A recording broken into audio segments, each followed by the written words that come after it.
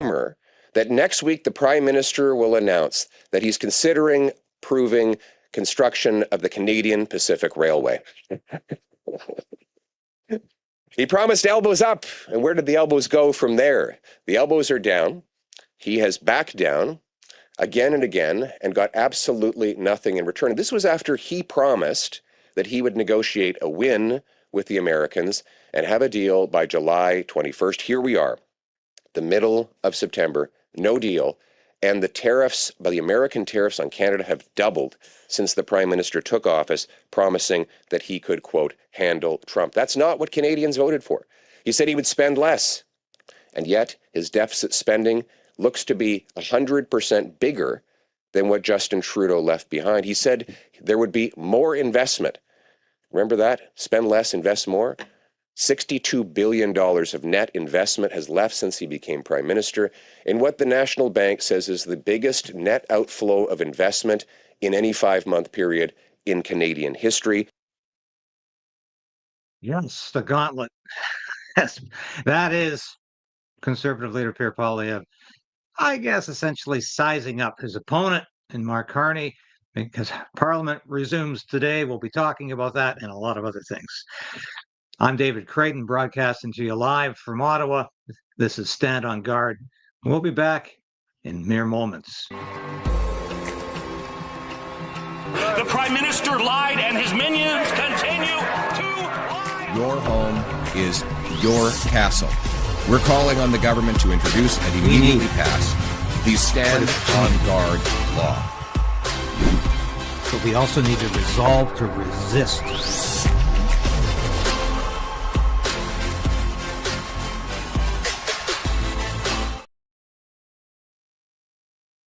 Yes, as Sasha always said, please like the station, subscribe. We need your subscriptions. Resubscribe if you've been taken off the roster. Happens a lot on YouTube. So Parliament's back today. But before we get there, I want to raise an issue. We've been talking a lot, of course, with Charlie Kirk and my U.S. media publications, the one I write for every week. That's just about all they've been doing the last couple of days. And it has been a polarizing moment, not only in Canada, but in Europe, and of course, in the United States. The question I have for you, and I raise this because I get the daily newsletter from Redacted, my friends at Redacted, where I usually do a guest spot every week to talk about Canadian news. And Natalie and Clayton Morris were raising the question of, are conservatives being somewhat hypocritical in demanding the return of cancel culture over people who have said some stupid, outrageous, perhaps even hateful things about Charlie Kirk? Now, I can't stand reading this material, and I have pointed it out. I don't mind shaming the demented leftists, but do all of them have to lose their jobs? Do all of them have to lose their place in social media because they've said stupid things? I thought we all agreed that we had the right to say stupid things. We had the right to say things that other people would really find noxious. So I'm putting this out there as a question more than anything else, because, I've been pointing out a lot of these people. And I think if you're a government official and you say something that's way beyond the pale, yeah, you should resign. And I think perhaps professors who are responsible for teaching children and say outrageous things, well, maybe they should have a leave of absence, at least. But I'm not sure everybody who says ridiculous, stupid things about Charlie Kirk or other issues that we on the conservative side would happen to really virulently disagree with. I'm not sure cancel culture is ever appropriate, because we believe in freedom of speech first and foremost. So I put that out because Clayton and Natalie raised that this morning, and I think they'll be talking about that on their show today. And I wanted to get your opinion on it. It's a difficult time. It's a very difficult time. And I think it's worth considering, though, because the consistency is important, because what we have fought for on this station and other stations like this is freedom of speech. to say things that our opponents might not like. Now, I would never say some of the stupid, hateful things that people are saying about Charlie Kirk about Democrats or liberals. I would never wish those things on anybody. That is just beyond the pale. But it's almost better to allow the left to shame itself, to show itself for what it is. Hateful and demented at times, and violently opposed to anyone they disagree with. Now let's get on to the business of the day. And I think this could be a watershed moment in Canadian history. Goodness knows the assassination of Charlie Kirk has made a lot of issues paramount this week. And of course, I'll be looking at some material about that in a little while. But I found the competing speeches yesterday from Pierre Poilievre to his caucus and Mark Carney at an announcement ceremony to be quite interesting in terms of how different they are. And you heard Pierre Poilievre talk about Mark Carney's taking responsibility for the CPR because so many of these projects have already been underway and Mark Carney can't take credit for it, but he will. But it amazes me. No, it doesn't amaze me. The day before Parliament resumes, Carney makes a big announcement about housing with his housing minister, who was an absolute failure as mayor of Vancouver, Gregor Robertson, by his side. But here's what Pierre Poilievre had to say to his caucus. And I think it's interesting because he addresses the fact that a lot of folks out there, including me, were wondering why he was being co-opted during that 2 or 3 week period when Parliament came back before the summer recess. But let's listen to him for a while, and I'll interject occasionally. Streets are safe, borders are secure, and everyone is united under our proud flag. These are things that all Canadians want, whether they voted for us or voted for Liberals. In fact, the Liberals made a lot of really wonderful promises. And we wanted them, the good promises, the ones we agreed with, to succeed. And that's why we collaborated in the spring session to help get things done that we wanted. And even though they were often too small and too late, we wanted to be a helpful part of the solution. It's interesting he should say that because, as I said, there were a lot of critics who said he was co-opted, and collaborate doesn't necessarily have a very good connotation to it. It's interesting he uses that word. And we want for the country to succeed. And that's why we need to take a very careful look at Mr. Carney's many promises and compare them to the results. Do the words match the deeds? Let's go through them one by one. First, he promised the fastest growing economy in the G7. He's delivered the fastest shrinking economy in the G7, with the second highest unemployment, the worst household debt, and the worst housing prices. That's not what Canadians voted for. He said that he should be judged by the prices at the grocery stores.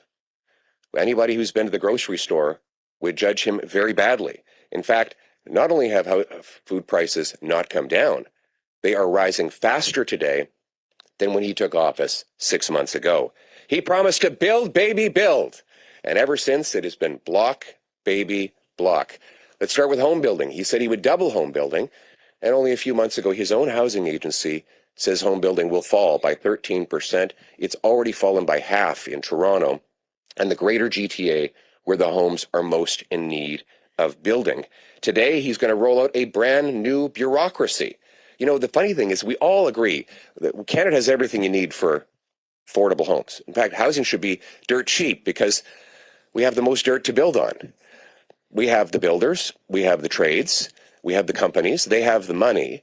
They'd love to get building. What's standing in the way is bureaucracy. And so Mark Carney's solution is to add another bureaucracy. We'll get back to Pierre Poilievre in a minute here, but and this is, graciously, this is very short because I know you can stand so much of Mark Carney in one helping. But here's Mark Carney Sunday, the day before Parliament resumes, explaining how he's going to solve the housing crisis. And this is incredible. And notice how he starts off by talking about the fact he's near his riding. Anyway, watch this and we'll get back to Pierre Poilievre. We are tantalizingly close to my riding of Nepean. Just across there. Very proudly in Anita's riding. Yes, Anita Vandervelde's riding of Nepean West. But in Nepean, it is the proud home to Krayden, one of Canada's most successful developers, manufacturers, and home builders. It's one of a new breed that are driving a Canadian industrial revolution in home building, one we need. Krayden is scaling up their plant from around 6 homes per day present to 38 per day by the end of the year. Okay, Build Canada Homes is the bureaucracy that Pierre Poilievre was talking about. Krayden. Is there a connection between Mark Carney and Krayden? Is there a connection between Brookfield Asset Management and Krayden? This is what we need to ascertain. Because here we are. They're going to be building modular homes. This is Soviet-style housing. Is 10,000 homes a year built in their factory in Nepean.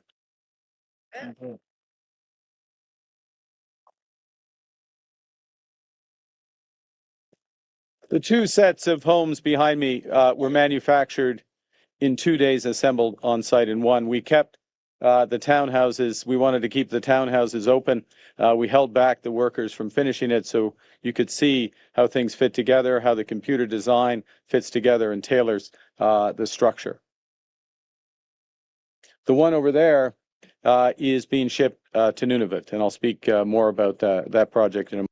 Exactly 6 months ago today, Canada's new government was sworn in for the first time. And on the steps of Rideau Hall, I promised that our focus would be action and change. And we immediately began to deliver that change.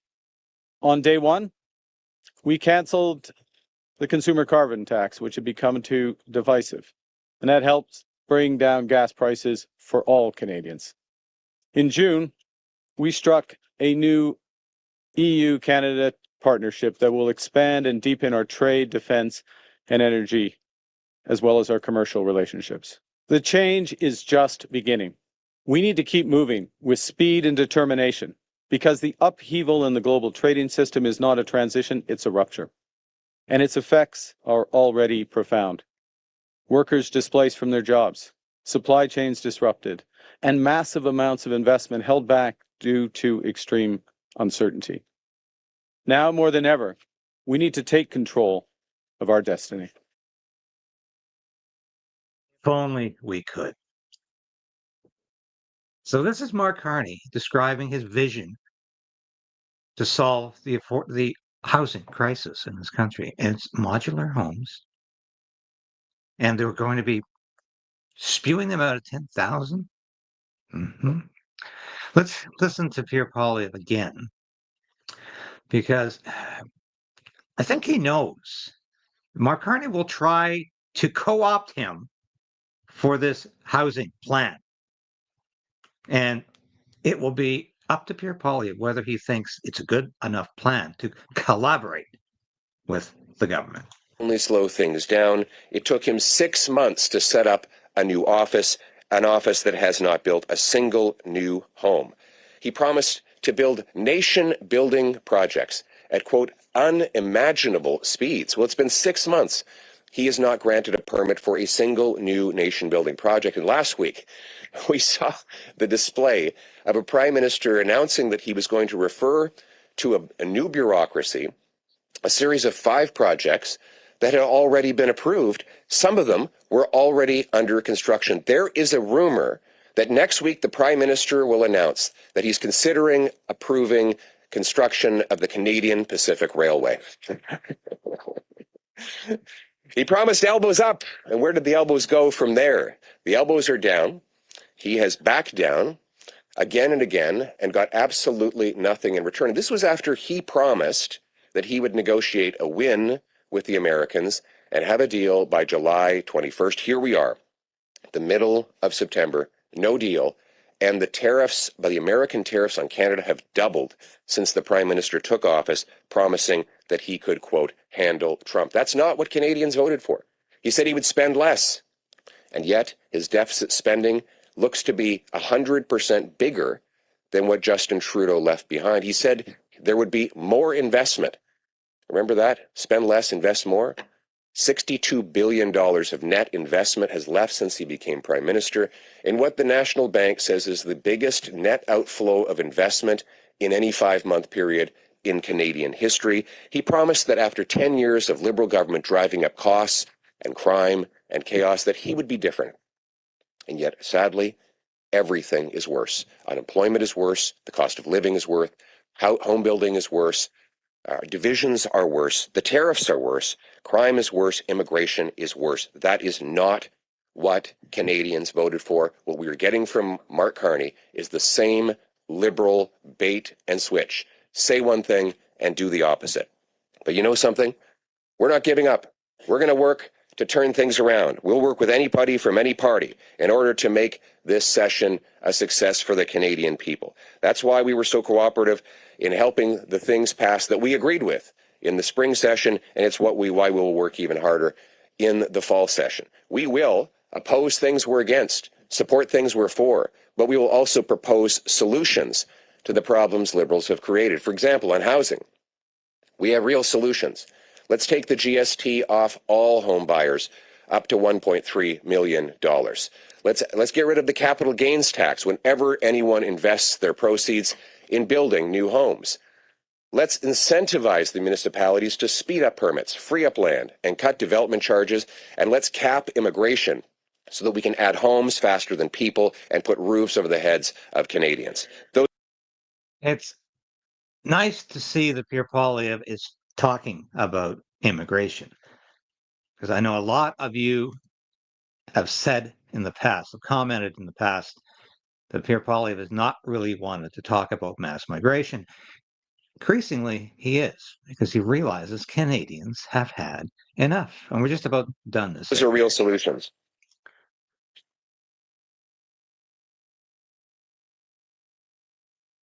Real solutions to reverse the Liberal crises of crime, of costs, of home building, of immigration. Real solutions to make our country stronger and more united. Our mission is stronger take-home pay with lower taxes, affordable homes, and food. Safer streets by locking up the criminals that Liberals have turned loose. Solid borders by bringing immigration under control. A self-reliant Canada by passing this Canadian Sovereignty Act to open our country up for business, remove the bureaucracy, and build pipelines, ports, power lines, mines, LNG plants, and more. We need to get building to put our country first with money-making projects, not money-losing projects. Our goal is a Canada where people can afford their lives and they can live in safe streets. I'll end it there because I'm not sure he gets it yet in terms of what Canadians really want to hear, not more campaign slogans. I want to hear the Pierre Poilievre who spoke at the Calgary Stampede in July, who talked about how he believes in a government that minds its own business, because we have not heard that from Pierre Poilievre since July.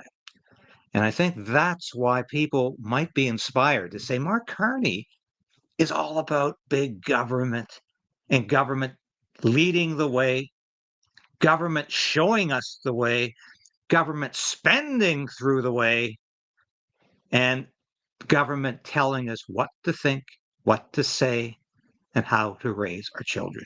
Pierre Poilievre has to get back to the center of what Canadians who support him and his party are all about. And I'm not sure he's quite there with that speech, but it's going to be interesting to see him in question period against Mark Carney. I agree. He's going to outclass and outdo Mark Carney in question period. But Mark Carney is at a 58% approval rating. How is that possible?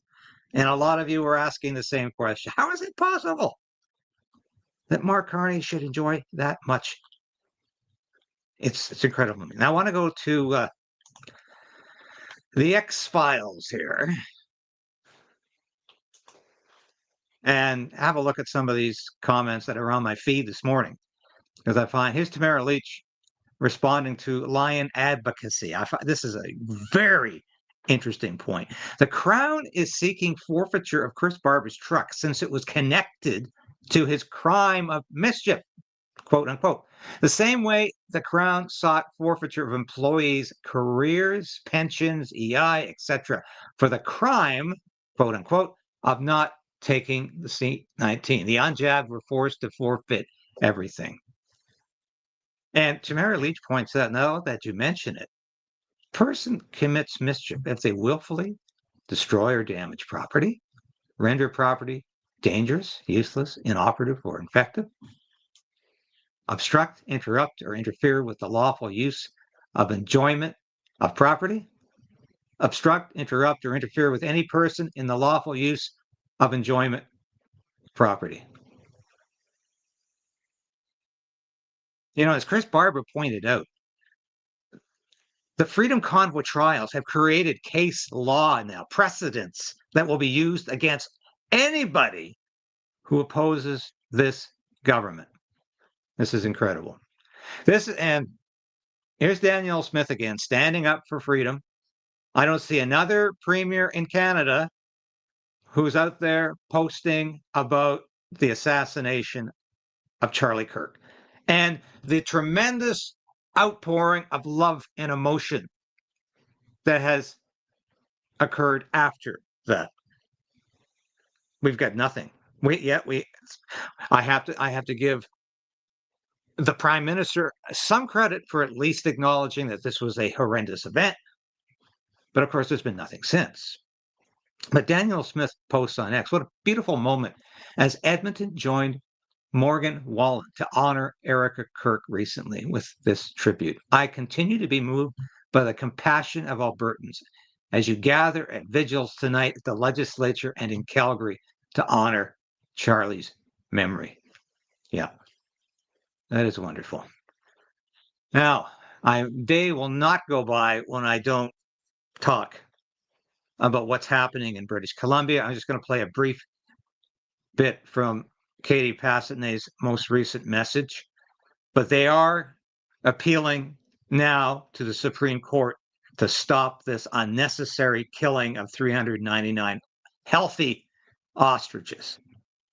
And this has been all smoke and mirrors from the government. It's been all nonsense. Katie with Universal Ostrich Farms, 243 days, happy, healthy ostriches that still deserve the right to live.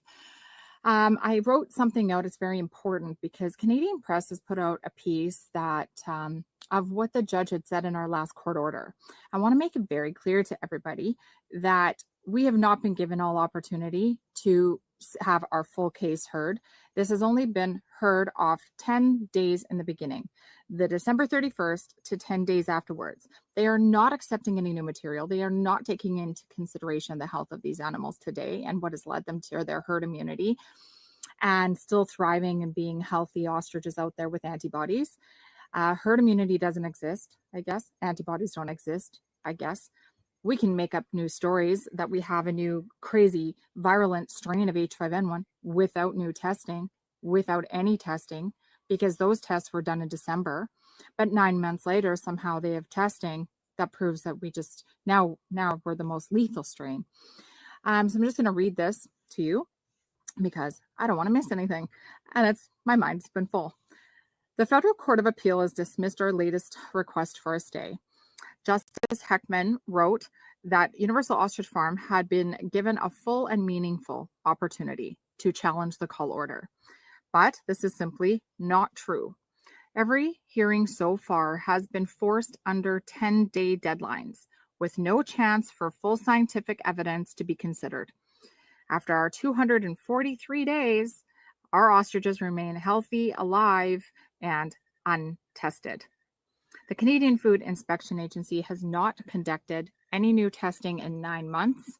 This is very important that we all are on the same page here. 9 months. No swabs from the birds, no serological testing, no water samples, no environmental samples, no soil samples, Yet its affidavits still rely on 2 old PCR tests from December 31st. I'll leave it there. I encourage you to listen to the entire video from Katie, and we'll probably have her on the show again this week. But this is a farm living in fear that the government is going to come in and take away their livestock and kill it and take away their livelihood. So, and I have been a supporter of what Katie and Universal Ostrich Farms is trying to do from day one, because I can see through the nonsense that the government is putting up. Because this is all about control, government control. I say it every day.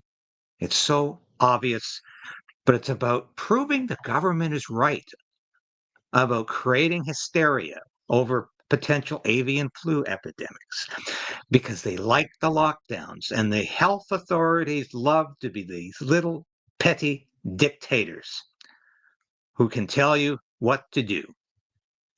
And lockdowns are what this ultimately will lead to. Because, as Katie pointed out, these birds have not been tested right now. And if Katie and her family test these birds, they get potentially 6 months in prison and a $200,000 fine for each bird. How insane is that? So I'm trying to get the word out as much as I can. Email this Minister of Agriculture. He can easily stop this. I would love to see Elon Musk get more involved. I'd love to see Joe Rogan get involved. We put some feelers out.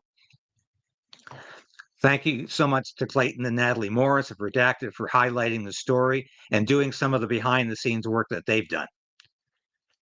I want to see Donald Trump get seriously involved in this story, because clearly Mark Carney doesn't care, because he's all for big government. He's all for government that overrides the rights of individuals.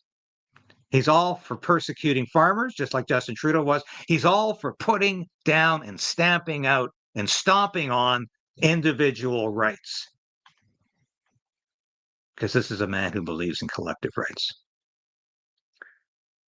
Now, what a highlight story we're going to do tomorrow. A lot of you might recall a couple of weeks ago, I had John Carpay on the show from the Justice Center for Constitutional Freedoms to discuss this report, Post-COVID Canada, the rise in unexpected deaths. Now, that's a fairly tame title, because in Canada, it's still difficult to talk about the vaccine. We can finally say it wasn't safe and effective, certainly not for everybody.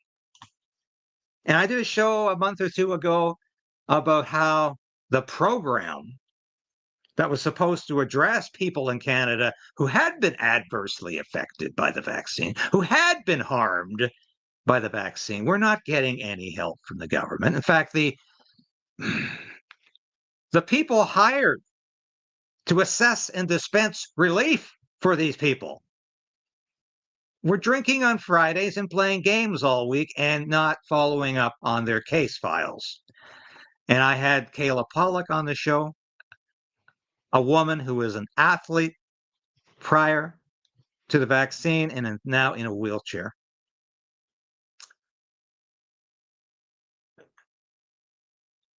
And this is a tragedy, and she has not received any assistance from this Liberal government. But we can finally admit in this country that some people really got the shaft from the vaccine.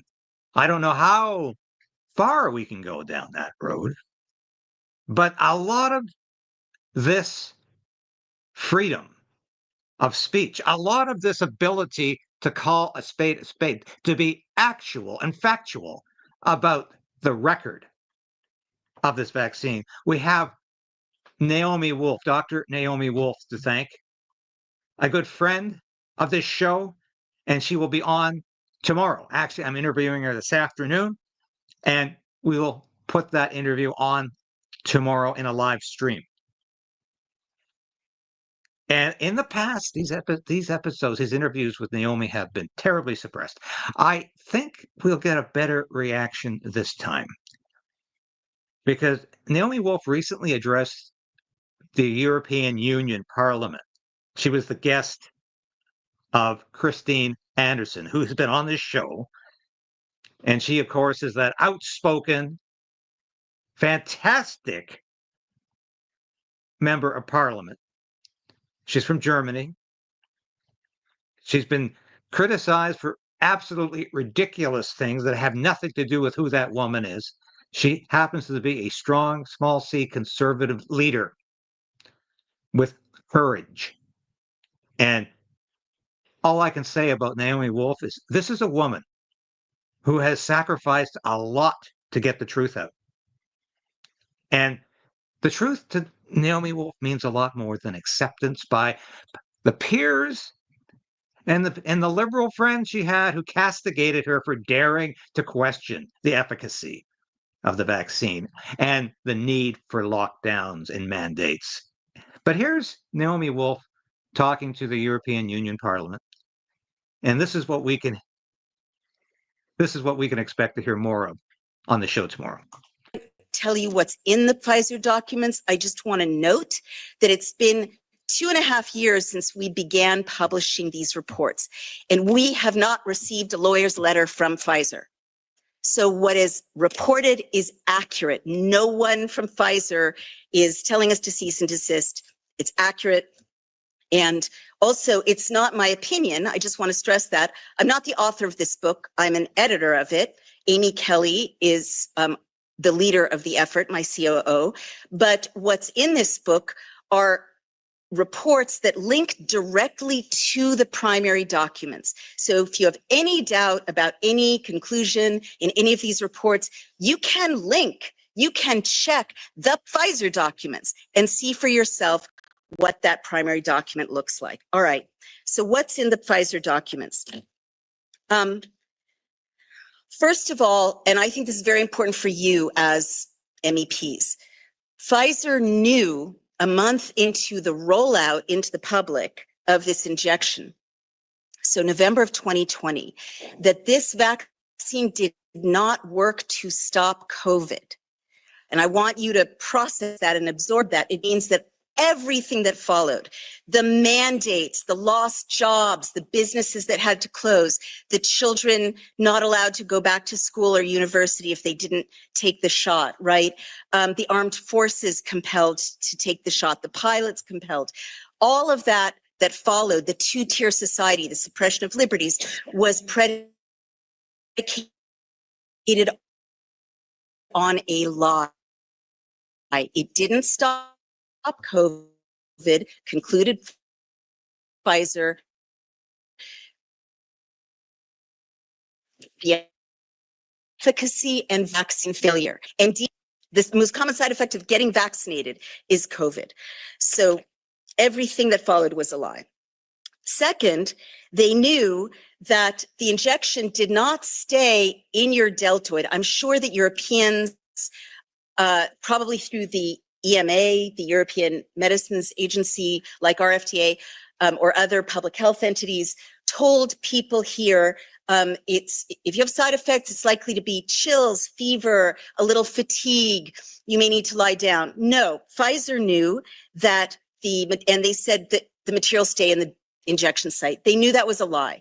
In fact, in the Pfizer documents, there are charts showing that the materials, the spike protein, the mRNA, the lipid nanoparticles, which is a petroleum byproduct, rather polyethylene glycol, a petroleum byproduct surrounding lipid nanoparticles, and industrial fat, they didn't stay in the deltoid. They biodistribute within 48 hours, and they leave the injection site and biodistribute to major organs throughout the body.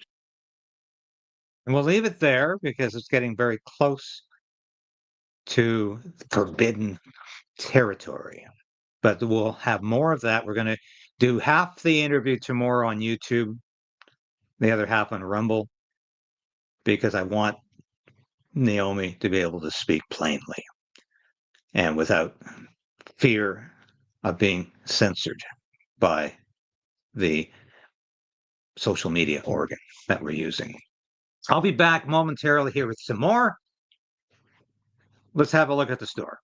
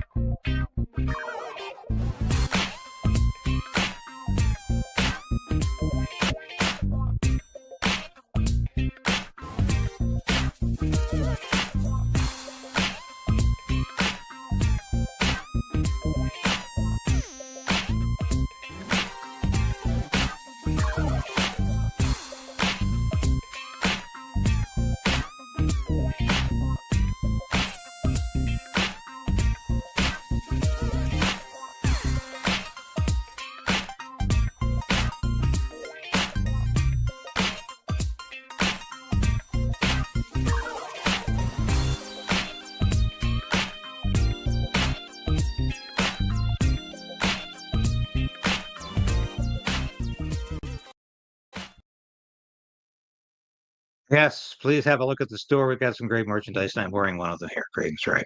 And hope I'm right today. And looking forward to talking to Naomi later today. And thank you, Odious Patton, for that $2 super chat. We will be highlighting your super chats. Remigration